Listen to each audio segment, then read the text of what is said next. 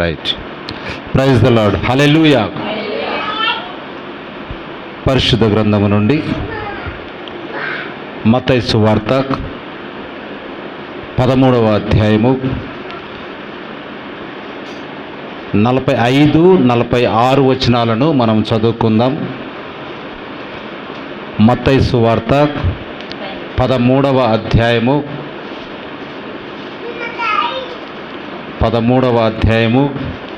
45, 46 వచనాలు. మరియు పరలోక రాజ్యము మంచి ముత్యములను కొనవెదుకుచున్న వర్తకుని పోలి ఉన్నది. అతడు అమూల్యమైన ఒక ముత్యమును కనుగొని పోయి తనకు కలిగినదంతయు అమ్మి దాన్ని కొనును. ఆమేన్. చిన్న ప్రార్థన చేసుకుందాం. సర్వశక్తిమంతుడా, మా ప్రియ పరలోకపు తండ్రి, నీ ఘనమైన నామానికి ఈ రాత్రికాల వేళల్లో వందనాలు, స్తుతులు, స్తోత్రములు రాజా. యేసుక్రీస్తు నామములో ఈ వాక్యమును మేము సమీపించుచుండగా గొప్ప పరిశుద్ధాత్ముడుగా మీరుండి తండ్రి ఈ వాక్యమును తీసుకొని మాకు బోధించుము. వినుచున్న మాకు నా తండ్రి హృదయంలో అది పాతుకొని పోయి దాని ప్రకారం జీవించులాగున సహాయము చేయము. ఇక్కడున్న ఈ కొద్ది మందిని బట్టి మీకు వందనాలు. నా తండ్రి, చిన్న మంద భయపడకూడదు అని మీరు తెలియజెప్పినందుకు మీ స్తుతులు, స్తోత్రాలు. నీ యొక్క గొప్ప కల్వరి త్యాగమును, శిలువ త్యాగమును, నీ యొక్క బలిదానమును మేము గుర్తు చేసుకుంటూ గత కొన్ని వారముల నుండి ప్రభువా ఆ యొక్క శిలువ ధ్యానములను మేము ధ్యానించుచుండగా అమూల్యమైన అత్యంకల్పమైనటువంటి నీ కృప మా పట్ల ఉంచినందుకు నీ స్తుతులు, స్తోత్రములు. ఈ పాఠమును మీరు మాకు బోధించి తండ్రికి ఈ దినంకు సంబంధించిన ఆహారమును మాకు దయచేయమని నీకే ఈ యొక్క లేఖనములను అప్పగించుకుంటూ యేసుక్రీస్తు ఘనమైన నామమున స్తుతించి అడిగి ప్రార్థన చేయుచున్నాము. ఆమెన్.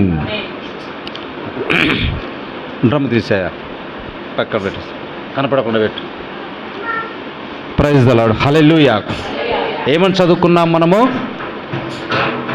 పరలోక రాజ్యము మంచి ముత్యములను కొనవెదుగుచున్న వర్తకుని పోలి ఉన్నది.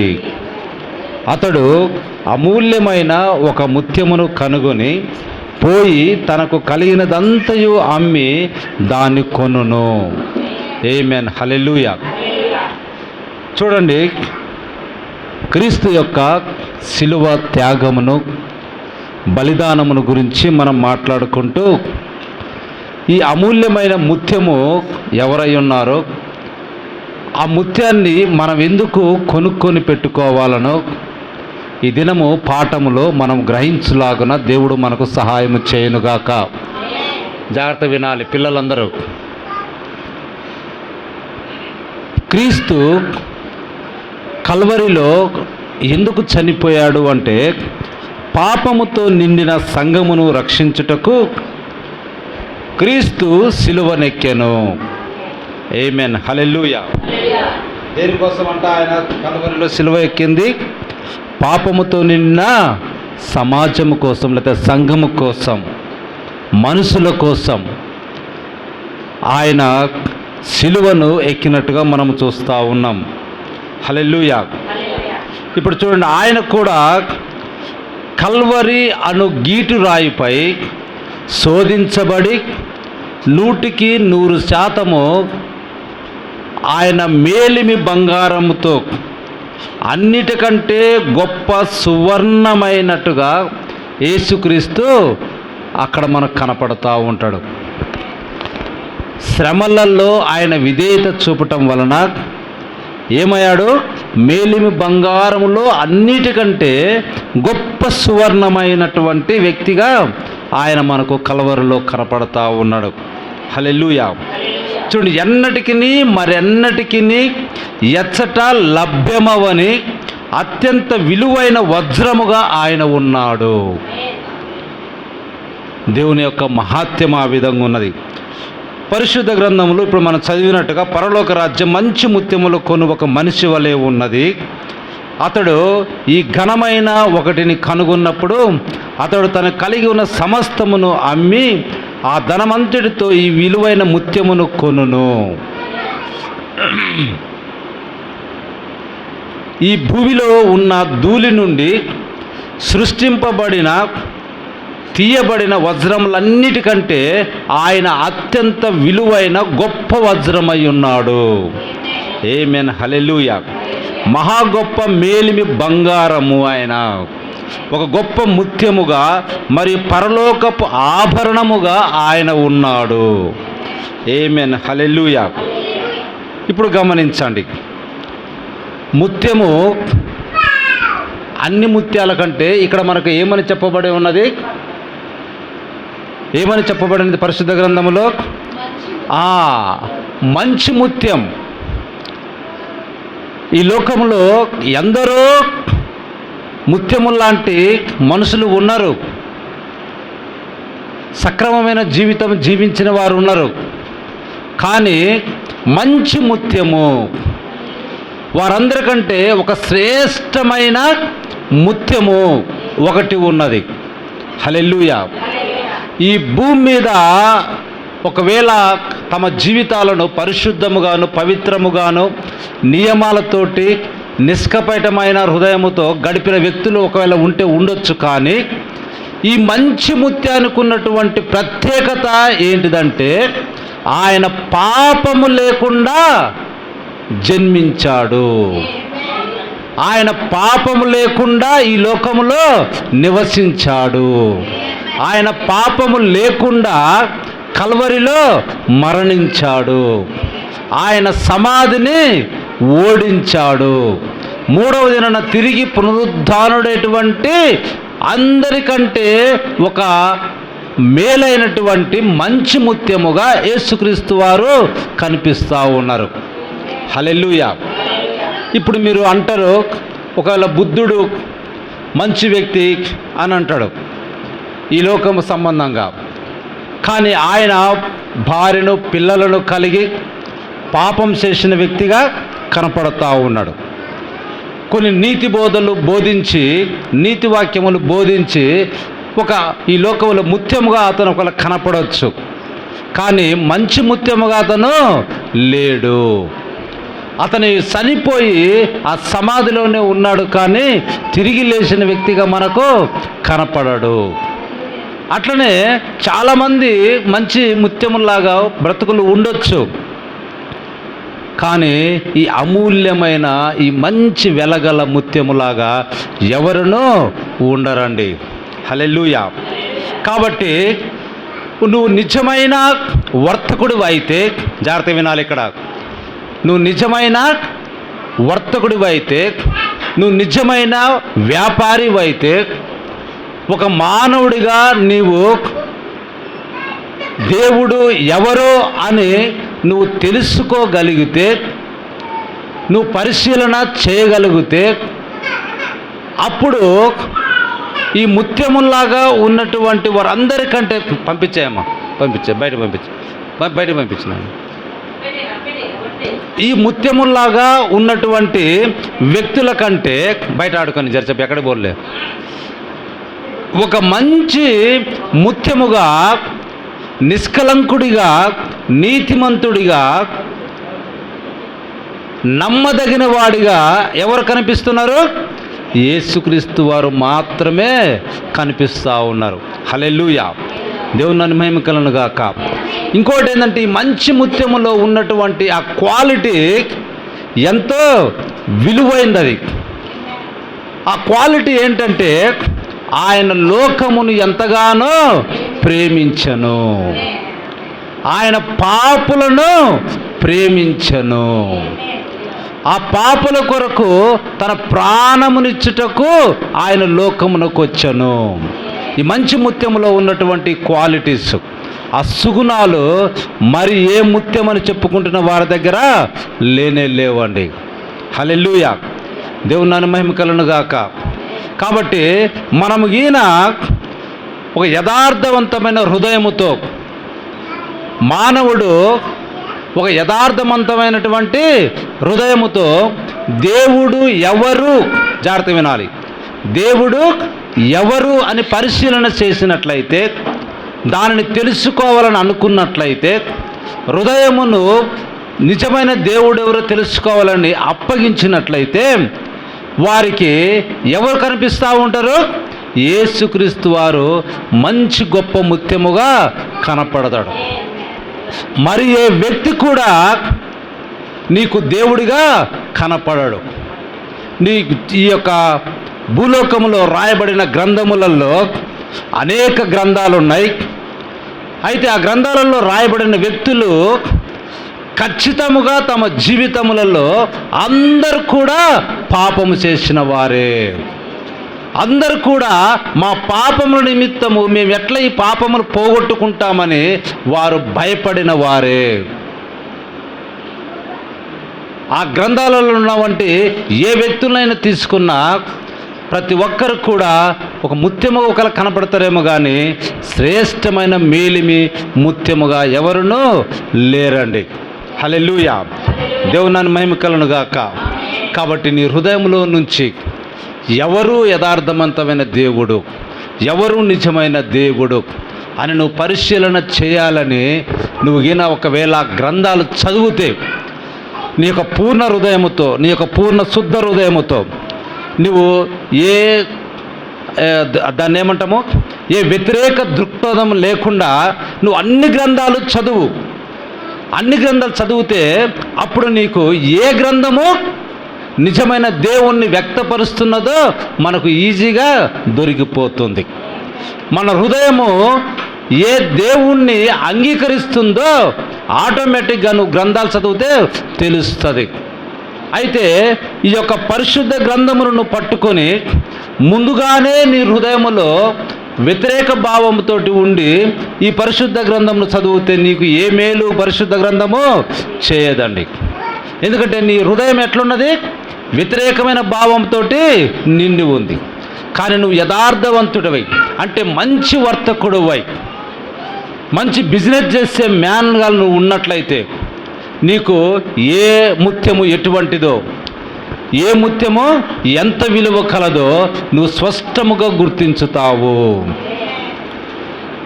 ఒకవేళ ముత్యములు నీ చేతుల్లో ఉన్నాయి, ఏ ముత్యము ఎంత విలువ గలదో నువ్వు చెప్పలేనట్లయితే నువ్వు సరైన వర్తకుడివి కాదు. ఈ పుస్తకాలను చదివి ఏ గ్రంథములో ఉన్నటువంటి వ్యక్తి నిజమైన దేవుడు నువ్వు చెప్పలేకపోతే దాని అర్థం ఏంటి? నువ్వు నిజముగా చదివి దానిని గ్రహించలేదు. కాబట్టి మంచి ముత్యము ఏంటిదో తెలిసిన వాడు ఏం చేస్తాడంట?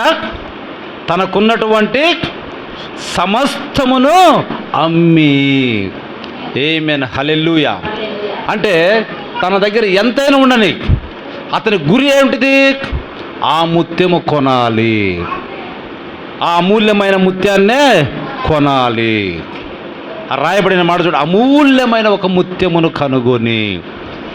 అతని దగ్గర ఇంకెన్ని ముత్యాలైనా ఉండొచ్చు, ఎన్ని గ్రంథాలైనా ఉండొచ్చు, లేకపోతే ఎన్ని రాసిన పుస్తకాలైనా ఉండొచ్చు, లక్షల సంవత్సరాలు మాకు రాయబడి ఉన్నాయి అని నువ్వు చెప్పుకోవచ్చు. కానీ ఈ పరిశుద్ధ గ్రంథం అనే అమూల్యమైన ఈ పుస్తకాన్ని నువ్వు చదివితే ఇందులో ఉన్నటువంటి అమూల్యమైన ముత్యము నువ్వు కనుగొంటావు.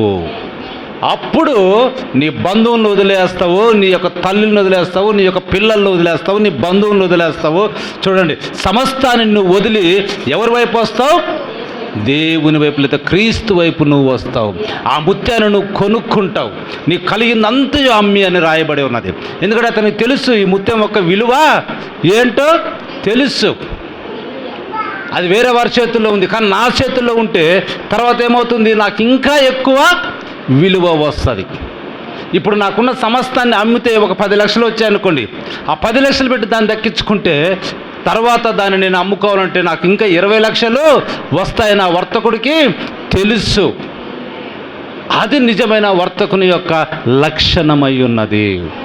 ఒక యథార్థవంతుడు మానవుడు దేవుడెవరో తెలుసుకోవాలని నీ హృదయాన్ని ఆ యొక్క దేవుణ్ణి వెదటకు అప్పగించిన ఎడల తప్పక నువ్వు యేసుక్రీస్తును కనుగొంటావు. ఎందుకంటే ఆయన అమూల్యమైన ముత్యమై ఉన్నాడు. ఈ భూమిలో దొరికే ఏ వజ్రము కంటేనూ అత్యధికమైన విలువ కలిగిన వజ్రం ఆయన ఉన్నాడు. ఈ భూమిలో దొరికే బంగారము, మేలిమి శుద్ధ బంగారము కంటేనూ ఆయన ఇంకా విలువైన వ్యక్తిగా ఉన్నాడు. ఆమేన్. హల్లెలూయా. దేవుని మహిమ కలుగును గాక. హల్లెలూయా, హల్లెలూయా. కాబట్టి యేసుక్రీస్తు దేవుని కుమారుడై ఉన్నాడని, దేవుని యొక్క కోపము ఆయన మీద కుమ్మరింపబడి ఆయన కల్వరిలో నీ యొక్క స్థానమును తీసుకొని ఒక పాపి వలె ఆయన మరణించాడు. ఆయన పాపి కాదు కానీ నా పాపంలో ఆయన మీద మోపబడి ఒక పాపి వలె ఆయన మరణించాడు. ఆయన నీ కొరకు ఆయన కల్వరిలో మరణించాడు. ఆమేన్. హల్లెలూయా. మరియు ఆయనలో మాత్రమే నీకు రక్షణ ఉన్నది. ఆ ముత్యములోనే నీ విలువంతా దాగి ఉన్నది. పరిశుద్ధ గ్రంథం ఏం చెప్తుంది? మరి ఏ నామము వలన రక్షణ అన్నది పొందలేము. మరియు రక్షణ అన్నది ఏ నామములో లేదు, కానీ అది ప్రభు అయిన యేసుక్రీస్తు నామమునే రక్షణ ఉన్నది. ఆమేన్. హల్లెలూయా. కాబట్టి నీకు పాపము నుండి విముక్తి, పరలోక రాజ్యములో నీకు హక్కు, లేకపోతే స్వర్గములో నాకు స్థానం కావాలని ఏ వ్యక్తి అయినా మనస్ఫూర్తిగా దేవుణ్ణి వెతకటానికి ప్రయత్నిస్తే ఎవరిని కనుగొంటాడు? యేసుక్రీస్తును కనుగొంటాడు. అప్పుడు ముక్తికి మార్గం అన్నది నీకు దొరుకుతుంది. ఆ యొక్క స్వర్గానికి ఏ విధంగా ప్రాప్తిగా మనం వెళ్ళాలనో ఆ దారి నీకు దొరుకుతుంది. అది నీ సొంత నీతి వలన కాదు, నీ సొంత దాన ధర్మాల వలన కాదు, కానీ యేసుక్రీస్తు కల్వరిలో చిందించినటువంటి రక్తము ద్వారా ఆ మార్గమున నీవు ప్రభు దగ్గరికి చేరుతావు, లేకపోతే ముక్తి మార్గానికి చేరుతావు, లేకపోతే స్వర్గములోనికి నీవు చేరుతావు. కాబట్టి క్రీస్తు ఆ మార్గమై ఉన్నాడు. అటువంటి విలువైన మేలిమి బంగారము, ప్రశస్తమైన వజ్రము, లేకపోతే అమూల్యమైన ముత్యాన్ని నువ్వు కనుగొని నీకున్నదంతే కూడా అమ్మి, అంటే నీ ఎవరినైనా కానీ నువ్వు విడిచిపెట్టి ప్రభువును స్వీకరించాలి. ఈ లోకం నీకు అడ్డుగా ఉంటే దాన్ని నువ్వు వదిలేసేయాలి. అలా ఉన్నప్పుడు నీవు అత్యధికమైన మేలులో పొందగలవు. పరలోక రాజ్యంలో నీకు స్వాస్థ్యం ఉన్నది, నిత్య జీవంలో నీకు పాలు పంపులు ఉన్నవి. హల్లెలూయా. కాబట్టి ఈ లోకంలో ఈ యొక్క అమూల్యమైన ముత్యాన్ని నువ్వు కనుగొనకుండా నువ్వు ఎంతైనా సంపాదించుకున్నా దానివల్ల నీకు ఏ ఉపయోగమో లేదండి. పరిశుద్ధ గ్రంథం అదే చెప్తా ఉంది మనకు. ఏమని చెప్తుంది? నువ్వు ఎంత ఈ లోకంలో ధనము సంపాదించుకున్నా కానీ క్రీస్తు కలిగి లేకపోతే ఆ ధనమంతయు వ్యర్థం. హల్లెలూయా. దేవుని మహిమ కలుగును గాక. కాబట్టి కల్వరి వద్ద యేసు చనిపోయినప్పుడే పాపం అనేది పూర్తిగా విరుగుడై ఉన్నది. ఎప్పుడు పాపం అనేది విరుగుడైపోయింది? కల్వరిలో యేసుక్రీస్తు సిలువలో మరణించినప్పుడే పూర్తిగా పాపం అన్నది విరుగుడైపోయిందండి. లోక పాపములు మోసుకొని పోవు దేవుని గొర్రెపిల్ల ఆయనే అయి ఉన్నాడు. హల్లెలూయా. నీకు దయచేయబడిన క్షమాపణను నీవు అంగీకరించాలి. అవును, నా కొరకు యేసుక్రీస్తు వారు నా పాప భారమును అనే సిలువను మోసి కల్వరిలో రక్తము చిందించి సమాధి చేయబడి తిరిగి 3వ దినాన పునరుద్ధానుడయ్యాడని నోటితో ఒప్పుకొని హృదయములో విశ్వసించినప్పుడు అప్పుడు నీవు కల్వరి త్యాగమును అంగీకరించినట్టు. ఆ విధంగా నువ్వు ఎప్పుడైతే అంగీకరిస్తావో అది నీకు ప్రయోజనమై ఉంటుంది, అది నీకు నిత్య జీవం ప్రసాదిస్తుంది, అది నీకు పరలోకములో ఒక భవనమును సిద్ధపరచడం సహాయము చేస్తుంది. అయితే నీవు అంగీకరించినట్లయితే అది నీకు ఏ మేలు చేయదండి. కాబట్టి సిలువ రక్తము మనకు ఎంతో విలువైనది. ఒక సిలువను మనం చూడంగానే ఏం కనిపిస్తుంది? మన కొరకు దేవుడు చేసిన, యేసుక్రీస్తు చేసిన గొప్ప త్యాగం మన కళ్ళ ముందు కనిపిస్తుందండి. నిజానికి మనము ఆ సిలువలో మరణించాలి, మనము రక్తము చిందించబడాలి. కానీ మనం ఆ విధంగా ఒకవేళ సిలువలో ఎక్కి రక్తము చిందించి చనిపోయినా మనం తిరిగి లేచే వాళ్ళము కాదండి. ఎందుకంటే మనము దేని నిమిత్తము చేశాం? పాపం వలన శిక్షను అనుభవించాం. కాబట్టి ఆ దొంగ ఇటు సైడ్ ఉన్న అటు సైడ్ ఉన్న దొంగలను మీరు ఒకసారి గమనించండి. ఒక దొంగ అంటా ఉండు, కుడివైపున ఉన్న దొంగ, అరే మనము చేసిన ఫలితానికి శిక్ష సరైనదే, మనము తిరిగి లేయలేము. ఎందుకంటే పాపం చేసిన వాడు మరణాన్ని జయించడానికి వీలు లేదు, 100% లేదు. ఎందుకంటే పాపం, మరణానికి ఉన్న బలం ఏంటిది? పాపం. కాబట్టి మరణం ఏం చేస్తుంది? పాపం చేసిన వాడిని పట్టుకొని బంధిస్తుంది, వాడు తిరిగి లేయటానికి వీలు లేదు. కానీ ఎవరు తిరిగి లేయగలరు? పాపము చేయని వాడే తిరిగి లేవగలడు, తిరిగి తన ప్రాణాన్ని తీసుకోగలడు. హల్లెలూయా. కాబట్టి ప్రభువారు చెప్తా ఉన్నాడు, నా ప్రాణమును పెట్టుటకు మరియు దానిని తీసుకొనుటకు నాకు అధికారము కలదు. ఎట్లా అధికారము కలదు? పాపము చేయలేదు కాబట్టి. ఆమేన్. హల్లెలూయా.